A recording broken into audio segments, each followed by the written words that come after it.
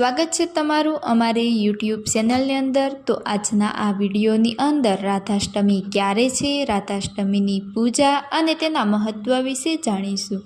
રાધાષ્ટમીને રાધા રાણીની જન્મ જયંતિ તરીકે ઉજવવામાં આવે છે।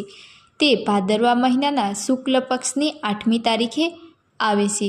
રાધાષ્ટમીના દિવસે સવારે સ્નાન કરી પૂજા સ્થળને સાફ કરી અને શણગાર કરવામાં આવે છે અને તે દિવસે ઉપવાસ પણ કરવામાં આવે છે।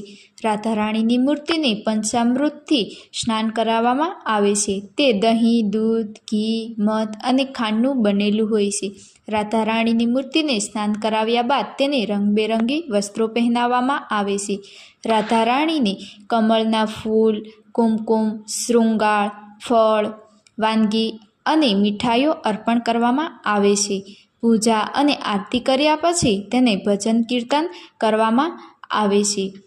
રાધાષ્ટમીના દિવસે જે લોકો સાચા દિલથી રાધાની પૂજા કરે છે તેમની તમામ મુશ્કેલીઓ દૂર થાય છે અને તેના પાપ પણ દૂર થાય છે અને વિવાહિત મહિલાઓ અખંડ સૌભાગ્યવતીનું વરદાન માગે છે અને આ દિવસે ખીરનો ભોગ શ્રી દેવી, રાધા અને કૃષ્ણને અર્પણ કરવામાં આવે છે।